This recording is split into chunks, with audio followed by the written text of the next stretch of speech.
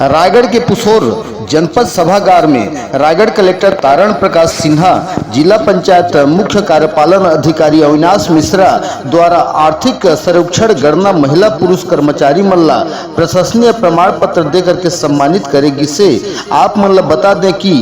छत्तीसगढ़ राज्य सरकार आदेशित रायगढ़ जिला बार आर्थिक सर्वेक्षण गणना जनगणना में तैनात ड्यूटी कर्मचारी द्वारा जनहित सर्वेक्षण कार्य बूता में रायगढ़ जिला में जनपद पंचायत पुसौर मुख्य कार्यपालन अधिकारी महेश पटेल के अगुवाई में आर्थिक सर्वेक्षण कर्मचारी प्रशिक्षण के बाद